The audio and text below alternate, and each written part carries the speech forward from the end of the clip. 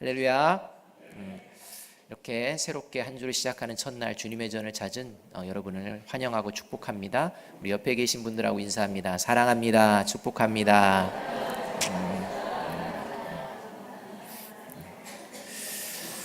오늘은 우리나라의 가장 아픈 역사 중에 하나인 6.25 전쟁이 일어난 지 이제 67년을 맞이하는 날입니다.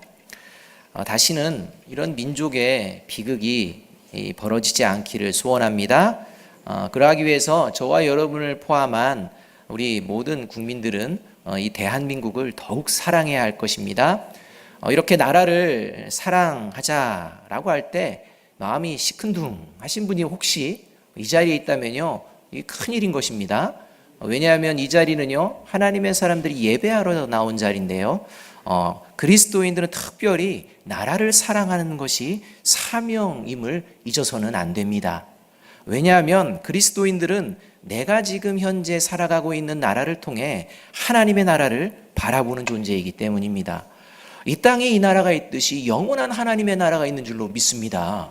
그리하여서 이 대한민국이 존재하는 그것 자체가 하나님의 나라가 존재함을 드러내는 줄로 믿습니다. 그래서 이 나라, 내가 살아가는 이 땅에 이제 저는 하나님의 나라가 있음을 보여내는 존재로 살아가겠습니다. 이 결단하고 나아가는, 그래서 이 나라에서 삶을 영위하는 존재가 그리스도인이기 때문입니다. 로마서 14장 17절에 가면 하나님의 나라는 어떤 나라냐? 정의와 평화와 기쁨의 나라다, 이렇게 말씀하고 있습니다. 이러한 하나님의 나라를 저와 여러분은 사모하고 있습니다. 이 사모하는 이 마음으로 그리스도인들이 살아가는 땅은 그래서 반드시 정의와 평화와 기쁨을 추구하게 되어 있다는 것입니다. 하나님의 나라를 사모하기 때문입니다. 하나님의 나라가 이 땅 가운데에 보여내어지기를 원하기 때문입니다. 따라서 우리가 살고 있는 대한민국이 정의와 평화와 기쁨의 땅이 되어지기를 간절히 바라는 그 마음이야말로 진정 나라 사랑이 아니겠습니까? 이런 사랑의 마음이 이 나라를 향해 우리가 있어야 합니다. 요즘에 헬조선이라는 말 유행어처럼 회자되고 있는데요, 어떤 말인지 아세요? 모르시는 분도 있을 텐데요, 젊은 세대들이 이렇게 이제 이 땅의 현실을 보면서 헬조선 이렇게 이야기를 많이 합니다. 다음 세대들이 말입니다. 그런데 그리스도인들의 입에서는 이런 헬조선이라는 말이 나와서는 안 됩니다. 삼가해야 합니다. 결코 뱉어서는 안 되는 말이라는 것입니다. 다른 사람들은 몰라도 저와 여러분은 어떤 상황에서도 이 땅을 살아가는 동안 이곳을 헬조선이라고 말을 해서는 안 됩니다. 왜냐하면 비록 우리가 살아가는 삶의 자리가 비록 지옥과 같이 느껴지고 여겨질지라도 그리스도인이 서 있는 그곳이 하나님의 나라인 줄로 믿습니다. 그러하기에 사방이 헬조선 같을지라도 지옥 같을지라도 내가 선 이 자리를 통해 하나님의 나라가 이루어지고 있음을 믿습니다. 이 믿음의 고백이 이루어지는 것이 그리스도인의 입술의 고백인 것입니다. 지금 이 땅의 삶이 정말 지옥 같은 헬조선처럼 여겨지시는 분이 있다면 베드로전서 2장 9절의 말씀을 꼭 기억하시기 바랍니다. 내 삶의 상황을 보니 이거는 지옥이다 라고 여겨질 때 반드시 기억하시기 바랍니다. 우리 베드로전서 2장 9절의 말씀 함께 한번 읽어봅니다. 시작. 그러나 너희는 택하신 족속이요 왕같은 제사장들이요 거룩한 나라요 그의 소유가 된 백성이니 이는 너희를 어두운 데서 불러내어 기이한 빛에 들어가게 하시니에 아름다운 덕을 선포하려 하게 하심이라. 이 땅이 좀 어두울지라도, 내가 사는 삶의 자리가 지금 어둡게 보일지라도 그 땅 가운데에, 이 대한민국 가운데에 하나님의 빛을 보여내는 모습, 이것이 바로 내가 살아가는 나라를 진정으로 사랑하는 그리스도인의 모습입니다. 이런 저와 여러분이 되어지기를 주님의 이름으로 축복합니다. 그렇다면 이 땅에 하나님의 빛을 보여내는 그리스도인들은요, 어떤 삶을 살아내게 될까요? 오늘 본문에서 하나님께서는 에스겔을 통해서 이렇게 하나님의 자녀들은 살아야 한다라고 말씀하고 있습니다. 17절의 말씀을 함께 한번 읽어봅니다. 17절입니다. 시작. 인자야, 내가 너를 이스라엘 족속의 파수꾼으로 세웠으니 너는 내 입의 말을 듣고 나를 대신하여 그들을 깨우치라. 이렇게 말씀합니다. 어두운 가운데 하나님의 빛이 있음을, 하나님의 나라가 여전히 있음을 보여내는 모습, 이 나라를 사랑하는 이 모습은요, 바로 그리스도인들이 파수꾼의 사명을 감당하는 것을 말하고 있습니다. 에스겔이 이 말을 하는 배경을 보게 되면요, 16절에서 이렇게 먼저 시작합니다. 7일 후에, 이렇게 하면서 시작을 하게 됩니다. 이 7일 동안 어떤 상황이 에스겔 가운데에 겪음을 받았느냐, 그것이 이제 3장 14절 15절에서 나옵니다. 그 내용은 이러합니다. 이제 이스라엘의 멸망을 보게 됩니다. 이 이스라엘을 멸망시키는 바벨론의 이 태도를 보게 됩니다. 바벨론 백성들이 이스라엘, 사랑하는 이스라엘 백성들을 유린하는, 이런 처참하게 살해하는 이러한 전쟁의 상황들을 바라보며 어찌 하나님의 백성들이 이 이방인들에게 이렇게 멸망을 당할 수 있는가라는 마음으로 분노가 끓어오르는 이러한 상태입니다. 또 한편으로는 이 바벨론에 잡혀와 있지만 그 예루살렘 성을 포함해서 이 이방 민족에게 철저하게 참혹하게 짓밟히고 있는 그 전쟁의 상황들, 얼마나 두렵습니까? 이 두려움을 7일 동안 에스겔은 이제 그 두려움 앞에 떨고 있었습니다. 마치 우리가 6.25를 생각하면 왜 지금도 막 치를 떠는 겁니까? 참혹하기 때문 아닙니까? 잔인했기 때문 아닙니까? 그러한 마음이 지금 에스겔에게 있는 것입니다. 그런 낙심함 가운데 있을 때 하나님께서는 오늘 본문에서 에스겔에게 이렇게 말씀하는 것입니다. 에스겔아, 너는 이스라엘족 속의 파수꾼이다. 에스겔의 직분은 제사장입니다. 에스겔은요, 분명히 이 1장 3절을 보게 되면 제사장이었다 이렇게 나오게 됩니다. 그렇다면 지금 에스겔에게 하나님께서는요, 에스겔아, 너는 이스라엘족 속의 제사장이다 이렇게 얘기해야 되는데요, 그렇게 말씀하지 않는 것입니다. 에스겔아, 너는 이스라엘족 속의 파수꾼이다 이렇게 말씀하고 계십니다. 왜 하나님은 이렇게 말씀하고 계시는 것일까요? 에스겔은 분명히 제사장이었습니다. 그러나 지금 에스겔이 처한 상황은 에스겔에서 1장 1절 2절을 보게 되면 나라가 망하고 바벨론의 포로로 잡혀와 있는 상황입니다. 제사장으로서 하나님을 섬길 수 있는 그런 상황이 아니라는 것입니다. 오히려 수많은 우상들을 이제 섬겨야 하는 처지에 놓여 있는 이런 삶의 자리에 와 있다는 것입니다. 주권을 가진 국민이 아니라 주권이 상실되어져 버린 이제 포로의 신분으로 지금 있는 상태입니다. 더 이상 제사장이 아니었습니다. 정작 제사장이 있어야 되고 섬겨야 될 예루살렘 성전은 이제는 갈 수도 없는 상황이 되어버린 것입니다. 제사장의 직분이 무슨 의미가 있겠습니까? 이것이 에스겔의 지금 현실입니다. 과거에는 제사장이었는지 모르겠습니다. 그러나 지금은요, 그냥 포로로, 그냥 되는 대로, 그냥 시간이 이끌어가는 대로, 그냥 바벨론에서 시키는 그러한 일들을 그냥 살아가야 되는 이런 인생이 되어버렸다는 것입니다. 미래, 이런 것들은 생각할 수도 없는 상황입니다. 이러한 현실이 에스겔입니다. 아무런 소망이 없어 보이는 상황에서 이런 상황 가운데 하나님께서는 에스겔에게 제사장의 본질적 사명이 무엇인지를 깨우쳐주는 것이 오늘 너는 이스라엘의 파수꾼이다 이렇게 말씀하고 있는 것입니다. 여러분, 제사장의 사명은 제사입니다. 맞습니까? 그런데요, 제사 드리는 것 자체가 제사장의 사명이 아닙니다. 제사장은 제사를 통해 어떤 존재냐? 하나님께 예배하는 존재라는 것입니다. 제사의 본질은 예배입니다. 예배는 죄사함을 받은 자가 드릴 수 있는 것입니다. 오직 죄사함을 받은 자만이 드릴 수 있는 것이 이 예배입니다. 따라서 지금 죄악으로 인해 멸망해버린, 그래서 모든 소망을 잃어버린 이스라엘 백성들, 그 낙심하고 있는 이스라엘 백성들을 향해 다시 회개하고 돌이키고 하나님의 백성이라는 사실을, 그리고 그 소망을 깨우쳐 주어라. 그 자리지만, 그 포로의 자리이지만 그 자리에 예배의 자로서 바로 설 수 있도록 먼저 제사장 된 내가 이제는 그 사명을 감당해야 될 것이다 라는 이 의미로 이제 너는 이스라엘 족속의 파수꾼이다 이렇게 선언하고 계시는 것입니다. 제사 드릴 상황이 아니라고 변명하지 말고 예배자로서의 삶을 포기하지 말라. 너는 이스라엘 족속에게 너희는 절망하는 자들이 아니라 다시 예배하는 자로, 다시 회복되어지는 자로 살아야 될 것이다 라고 선포하는 그 사명이 너에게 있음을 잊지 말아라 라는 의미로 에스겔에게 너는 이스라엘 족속의 파수꾼이다 이렇게 말씀하고 있는 것입니다. 이 시대의 에스겔을 향한 이 말씀이 저와 여러분을 향한 말씀입니다.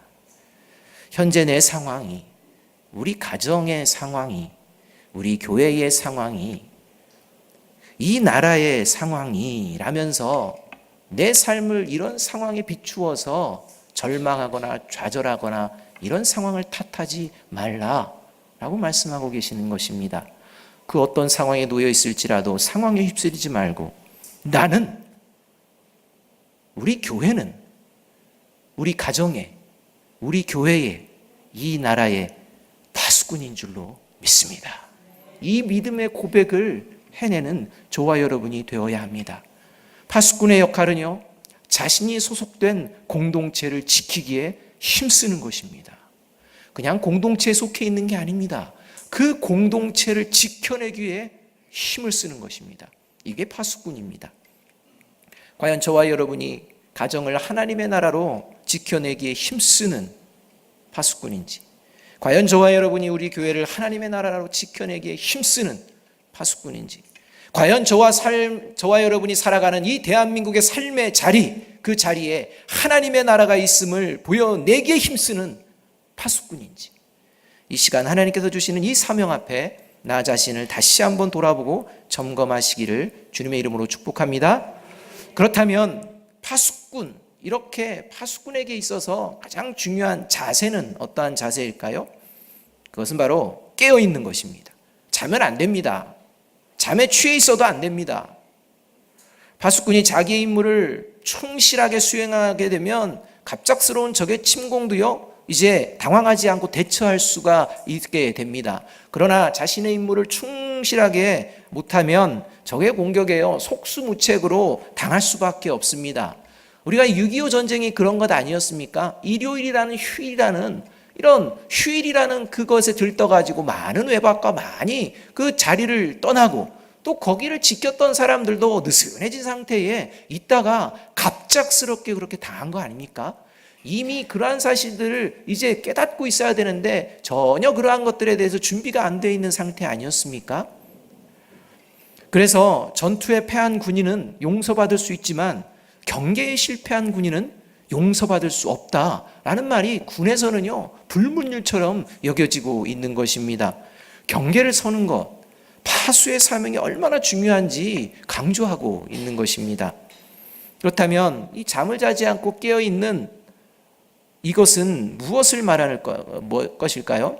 잠을 자지 않고 깨어있는 그리스도인, 이 영적인 파수꾼, 뭘 말하는 걸까요? 첫 번째는요, 하나님의 말씀을 잘 듣는 것을 말합니다.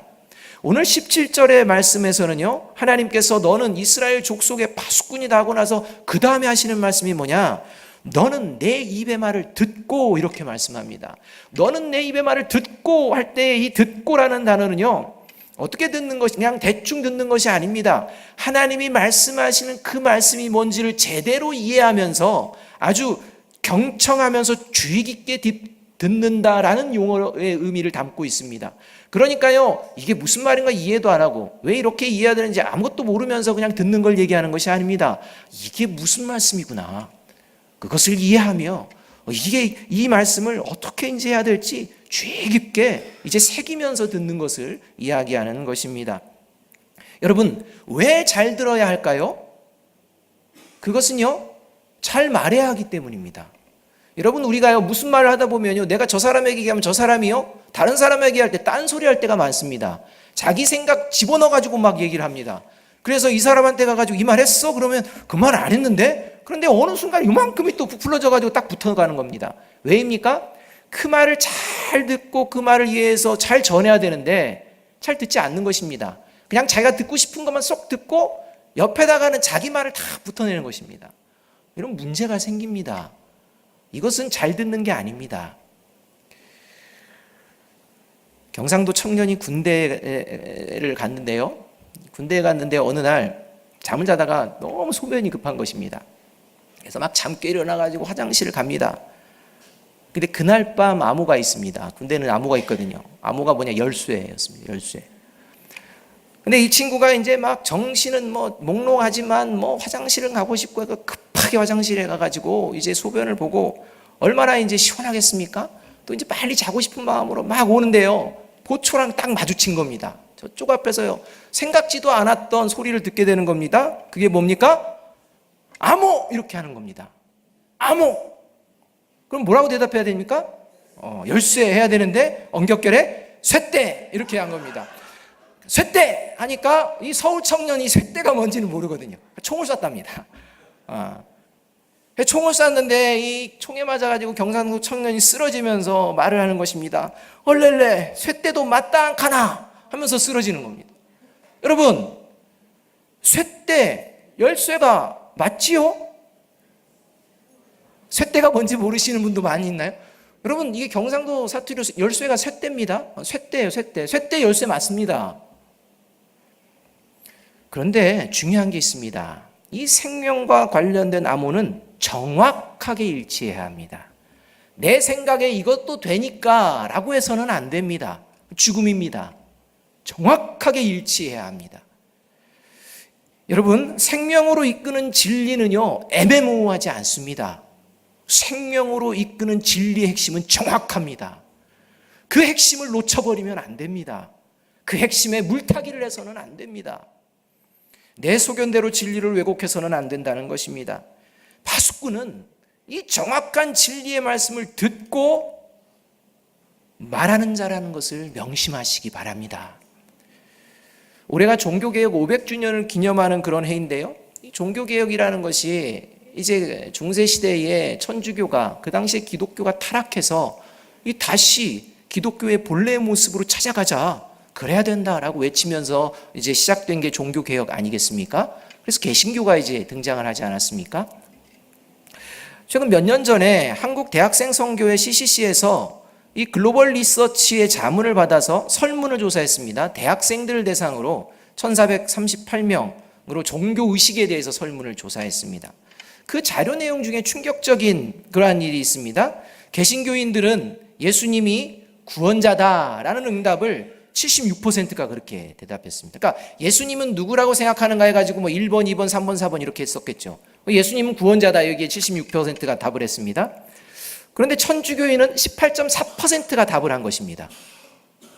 그리고 천주교인들은요, 48.5%가 어느 쪽에다가 답을 했느냐, 예수님은 종교적인 상징이다, 이렇게 답을 했습니다.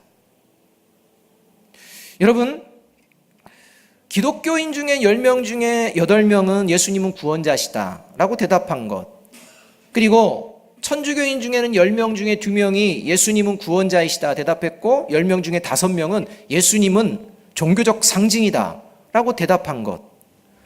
여러분, 예수님은 기독교의 상징입니다. 맞습니까? 예수님은요, 기독교의 상징입니다. 여러분, 십자가는요, 기독교의 상징입니다. 맞습니다. 그런데요, 기독교와 그 다음 십자가, 예수 그리스도의 상징은요, 뭘 본질로 갖고 있는 것입니까? 구원입니다. 단순한 상징이 아니라는 것입니다. 예수님은 기독교야, 이게 아닙니다. 예수님은 구원자이심을 믿습니다. 이것입니다. 그런데요, 천주교가 이것을 제대로 가르치지 않았다는 것입니다. 반면에 개신교는요, 예수님은 구원자시다, 이것을 가르친 것입니다. 같은 하나님의 말씀이지만 예수님이 누군지 잘 들었고 잘 가르친 개신교, 그런데 천주교는 그렇지 못한 사실이 좀 드러납니다. 이런 것들이 우려스러워지는 것입니다. 신명기 6장 4절에서는요, 하나님의 백성들을 향해서 이제 출애굽 2세대의 어른들에게 이야기합니다. 이스라엘아 들으라 라고 얘기하며 이 아이들에게 이야기를 가르쳐줄 내용들을 쉐마, 이거를 가르쳐줍니다. 어떻게 해야 될지를 가르쳐줍니다. 여러분, 이것을 먼저 들어야 되는 존재가 누구입니까? 자녀들입니까? 어른들입니까? 어른들입니다. 어른들이 먼저 하나님이 말씀하시는 말을 잘 들어야 됩니다. 자녀들에게 어떻게 해야 될지 잘 들어야 됩니다. 그래서 잘 듣고 그 말씀대로 살아가며 그렇게 전해야 하는 것입니다. 어른들이 잘못 들으면서 어른들이 그 말을 자기 생각에 물타기 하면서 자녀들을 가르쳐서는 안 됩니다. 그런데 그런 현상이 일어나 버린 것입니다. 이게 사사기 아닙니까? 자기 소견에 오른 대로 이렇게 말입니다. 저와 여러분이 살아가는 삶의 자리, 저와 여러분은 어떠한지 들어야 합니다. 보아야 합니다. 무엇보다도 먼저 살아계신 하나님의 말씀을 듣기를 사모하는, 잘 듣기를 사모하는 저와 여러분이 되어지기를 주님의 이름으로 축복합니다. 이것이 잠자지 않고 깨어있는 영적 파수꾼입니다. 두 번째로 잠자지 않고 깨어있는 영적인 파수꾼은 누구냐? 잠든 자를 이제 깨우는 자입니다. 17절 말씀 우리 다시 함께 읽어볼까요? 시작.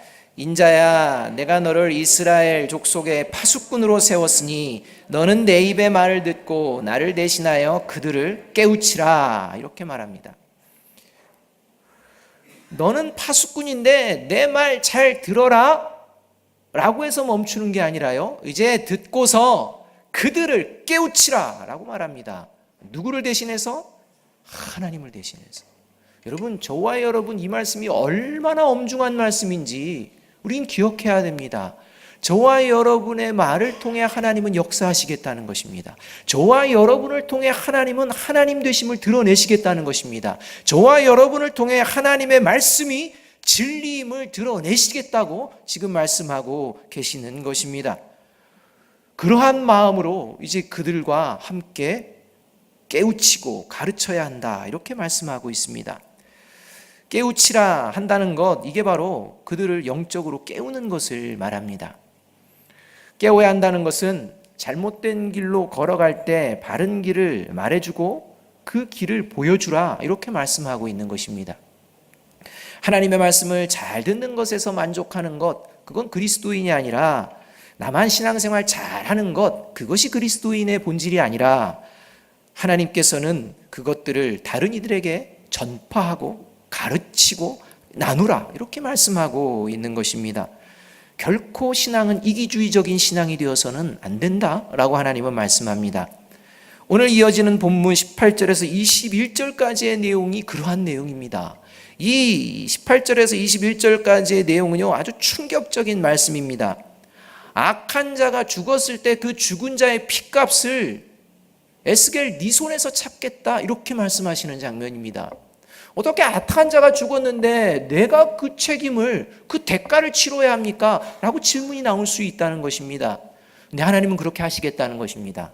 어떤 상황이 그러한 경고를 받게 되는 상황이냐? 그것은 악인을 보고 그 악한 자에게 그 악한 길을 떠나도록 가르치지 아니하면, 그가 지금 악한 길에 있음을 이야기해 주지 않는다면, 그리고 그가 그렇게 죽는다면 그 핏값을 네 손에서 찾겠다, 하나님이 이렇게 하고 계시는 것입니다.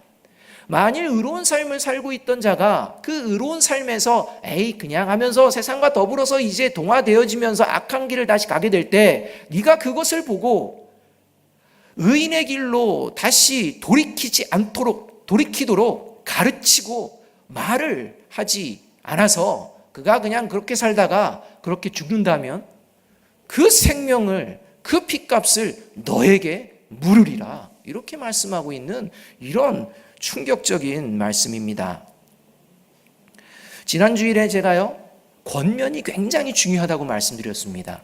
여러분, 권면하면 그냥 뭐 해도 되고 안 해도 되고 또 부담스러워서 이렇게 생각해서 하나님의 말씀으로 악한 자를, 또 잘못된 길을 걸어가고 있는 자를 가르치며 돌이키게 하지 않는 그러한 모습을 보인다면 하나님은 지금 말씀하시는 것입니다. 그 죄값을 너에게 찾으리라. 그래서 권면이 중요한 것입니다.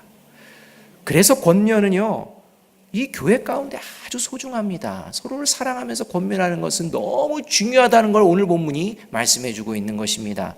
혼자서 나는 구원 받았으니까, 나는 신앙생활 잘하고 있으니까, 내가 왜 힘들이고 돈 들이고 애써가면서 또 굉장히 오해받아서면서까지 저렇게 해야 돼? 라고 생각하는 그건 신앙생활이 깨어있는 것이 아니라는 것입니다. 생각해 보십시오. 파수꾼이 적군이 오는 것을 봤습니다. 근데 어떻게 해야 됩니까? 보고서 막 도망가 버렸습니다. 이런 거 어떻게 합니까? 나중에 잡히면요. 어떻게 하고 싶습니까, 여러분? 그게 무슨 파수꾼입니까? 자기 살겠다고만 그렇게 내빼는 건 파수꾼이 아닙니다. 적군을 보면 사단의 세력이 누군가를 이제 사로잡아 오게 되는 공격하는 그런 모습을 보면 소리치고 깨워야 합니다. 그리고 함께 싸울 준비를 해야 합니다. 그리고 함께 싸워야 합니다. 이것이 저와 여러분이라는 말입니다. 아까 말씀드렸던 이 CCC의 설문조사, 그 조사가 제게 더 충격적으로 다가왔던 것은요, 이런 것 때문입니다. 분명히 개신교가 하나님의 말씀을 잘 듣고 배웠음에도요, 실제 삶의 상황에서는 세상의 사람들이 오히려 천주교에 더 박수를 보내고 있는 이런 현상, 이 현상이 도대체 왜인지 한번 생각해 보면 더 자괴감이 들게 된다는 것입니다. 분명 예수님이 구원자라는 응답은 훨씬 많이 잘 배웠고 인정을 하고 고백하고 있는데, 세상에 영향력을 끼치는 것은 오히려 그 반대처럼 보여지는 이런 현상, 왜일까요? 천주교가 뭔가 대단해서 그럴까요? 아닙니다. 예수님을 구원자로 믿는, 고백하는 개신교인들 중 태반이 모두 잠들어 있기 때문은 아닐까요? 또 깨어 있는 것이라고 생각을 하지만 영적인 잠에 취해서 그냥 세상의 길도 그 길이 맞는 것 같고 그냥 여기도 맞는 것 같아서 그저 십자가의 길을 걷는 것이 생명의 길이라는 것을 깨우치며 살아내지 못하는 그러한 그리스도인들이 많아지기 때문은 아닐지 우리는 돌아보아야 합니다. 혹시 저와 여러분은 그렇지 않은지 돌아보아야 합니다. 가나안 교인이라는 말이 있습니다. 여러분 무슨 말인지 아시죠? 이 가나안, 이 말은요, 안 나가의 반대말입니다. 그러니까 안 나가를 거꾸로 하니까 가나안 이렇게 된 겁니다. 교인들 중에 가나안 교인이라고 있다고 한다는 것입니다. 교회는 안 나가는데요, 나는 교회 안 나가 라고 얘기하는데 자신은 기독교인이라는 것입니다. 예수 그리스도를 믿는다는 것입니다. 이렇게 말하는 사람들이 늘어나고 있다는 것입니다. 왜 이런 현상이 일어났을까요? 그것은 바로 영적으로 깨어있는 성도들보다 영적으로 잠에 취해 있는 세상보다 못한 그런 모습들이, 그리고 잠들어 있는 모습들이 교회 공동체에서 보여지기 때문이 아닐까요? 또 세상 가운데에 보여지기 때문이 아닐까요? 여러분 집에는 가나안 교인이 있습니까? 없습니까? 예? 여러분의 자녀나 남편, 아내 중에 나 예수님 믿어. 걔 안 나가. 이렇게 너 예수님 믿니? 그럼 나 예수님 믿어. 교회 가자. 싫어. 이런 가나안 교인 말입니다. 왜 그가 그렇게 되었다고 생각하십니까? 누가 그를 가나안 교인 되도록 그렇게 했습니까? 저와 여러분은 아닌지 돌아보아야 한다는 것입니다.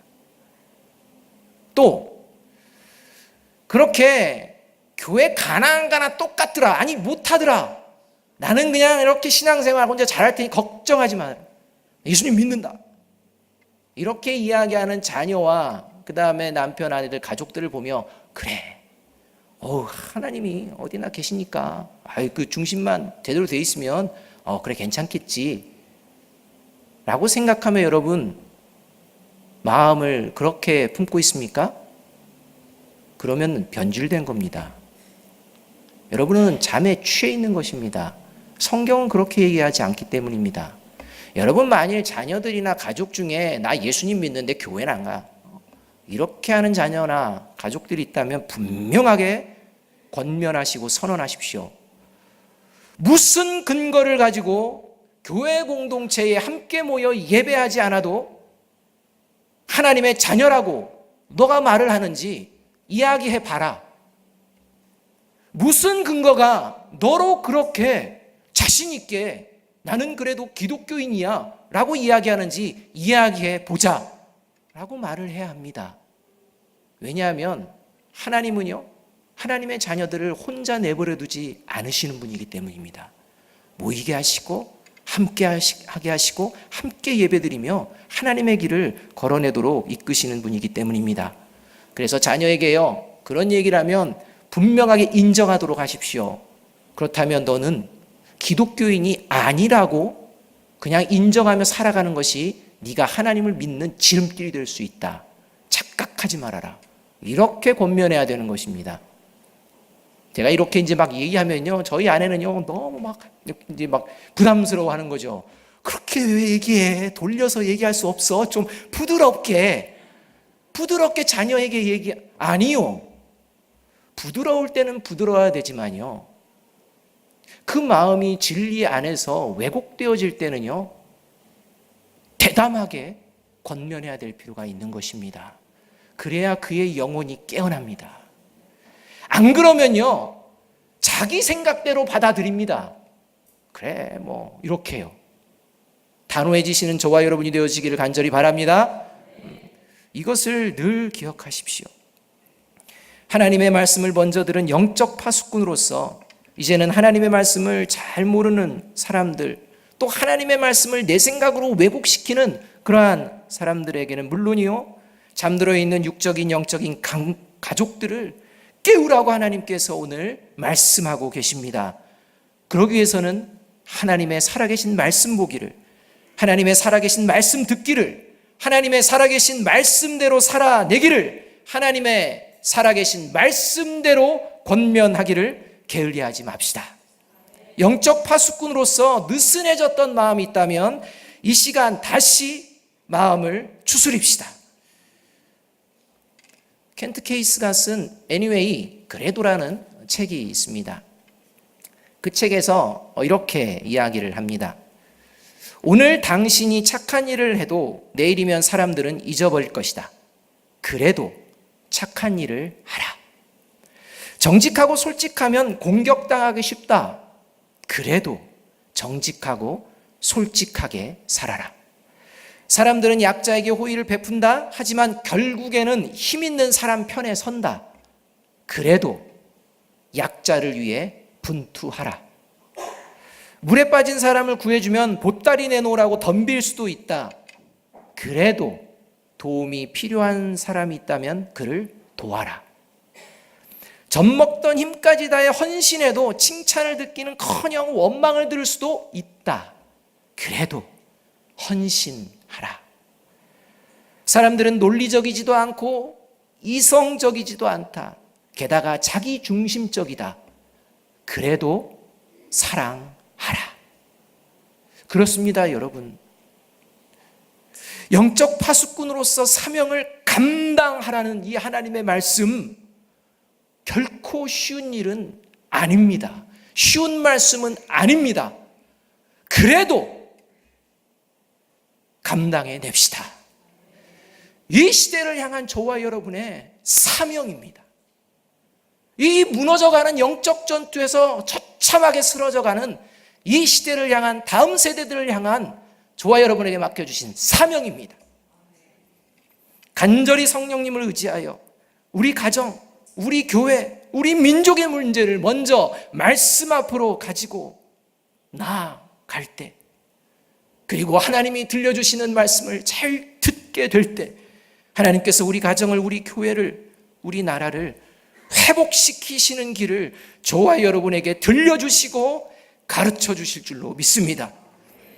1950년 6월 25일 많은 사람들이 잠든 시간 비극이 일어났던 것처럼 지금 영적으로 잠들어버린 파수꾼이 많은 이 시대에 주님께서 에스겔을 통해 부탁하신 이 사명, 가정의 파수꾼으로, 교회의 파수꾼으로, 이 민족의 파수꾼으로서의 사명을 다시 한번 감당하기를 결단하는 저와 여러분이 되기를 주님의 이름으로 축복합니다. 기도하겠습니다. 사랑과 은혜가 풍성하신 아버지 하나님, 오늘 6.25를 기념하는 이 날을 맞이하며 하나님이 참혹했던 이 육적인 전쟁들을 통해 오늘 이 시대를 살아가는 영적인 전쟁 가운데 있는 이 땅을 바라보게 하여 주시옵소서. 아버지 하나님, 이 영적인 싸움에 우리가 잠을 자고 잠에 취해 있는 것은 아닌지 돌아보게 하여 주시옵소서. 하나님, 이 민족을 회복시키기를 원하시는 하나님이 우리 아름다운 교회를 이곳에 세워주시고, 우리 아름다운 가정들을 각자의 삶에 세워주시고, 우리 아름다운 사람 한 사람 한 사람을 이곳에 불러 모이게 하여 주신 줄로 믿습니다. 이제 하나님이 맡겨주신 이 사명들을 잘 감당하여 하나님께 영광이 되어지고 우리에게는 복이 되어지는 축복된 삶이 되어질 수 있도록 은혜 베풀어 주시옵소서. 예수 그리스도의 이름으로 감사하며 기도하옵나이다. 아멘.